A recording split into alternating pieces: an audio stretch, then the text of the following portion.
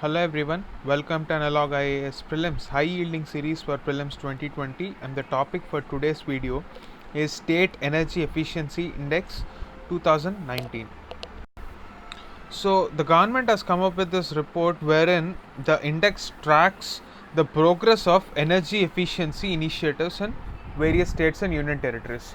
So the necessity for such an index is to importantly remember a key aspect of policy making, that is measuring outcomes. How can we take any policy decisions without measuring the outcomes? So lack of objective data which is real time has been one of the biggest problems that has been plaguing Indian governance. And after the advent of technologies that are based on data sciences, when we're talking about smart grids, when we're talking about internet of things, the inability of the governments to track data is one of the biggest lacunae. So in order to close this gap, the initiative was taken up to ensure that we achieve the objective of energy efficiency. Now, achieving energy efficiency is a part of our national action plan on climate change, and also when we want to achieve the targets, that is the INDC targets which we have set in Paris deal, that is in 2015, we have to definitely take up this aspect of energy efficiency very seriously. So who brought out this report? It is the Bureau of Energy Efficiency in association with Alliance for Energy Efficient Economy. So before we proceed further, let us try to know some basics of this organization, because this has been the nodal agency for all energy efficiency activities, if not all, for a major initiatives taken up by the government. So it is a statutory body, meaning it has a legal status and it comes under the Ministry of Power.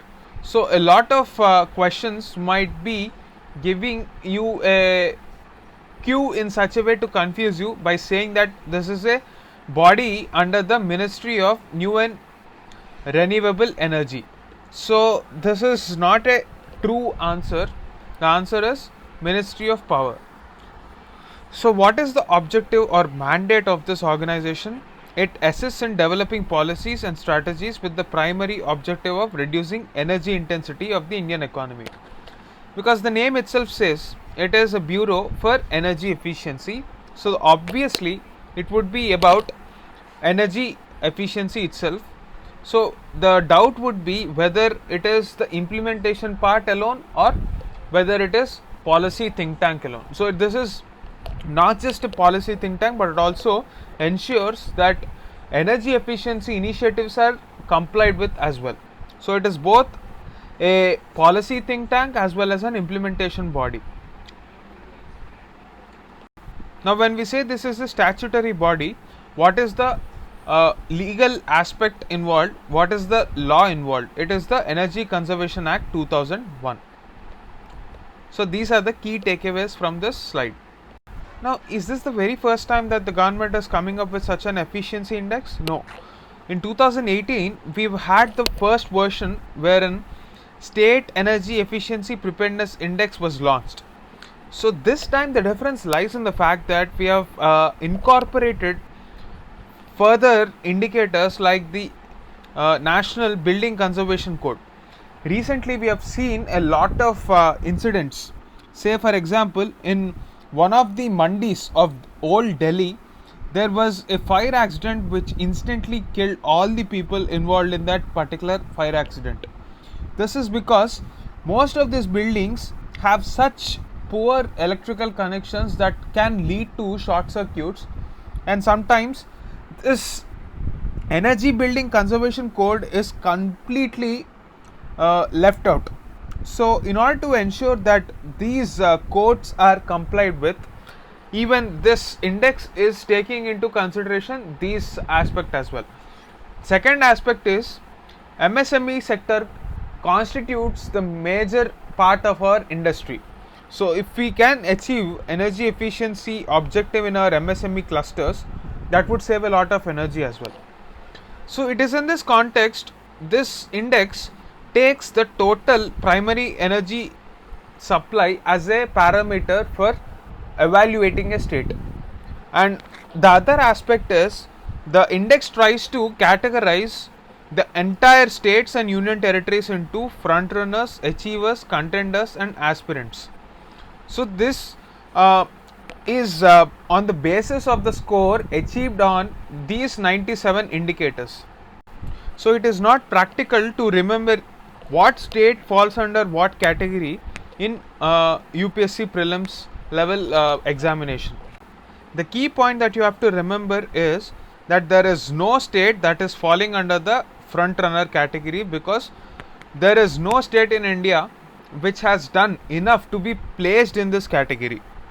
However, we have Haryana and Kerala achieving this achiever status. So the rest of the details don't really matter for preliminary level exam, and it is very tough to remember all this information, so I would leave this out. So we have to remember that no state is in the front runner category, and Haryana and Kerala are in achiever status. Now let us have a look at this question in the context of this state energy efficiency index. So we are talking about this index, and since there is a state in the front runner category, it can be inferred that a lot more can be done at the state level to realize energy savings from energy efficiency. We have already discussed this point. Now please comment in the comment section below whether this statement is right or wrong, because we have already explained and we have already dealt with this piece of information in the previous slides. Now the second statement: the Bureau of Energy Efficiency is a statutory body under the Ministry of New and Renewable Energy. Is this right? Please post your answer in the comment section below.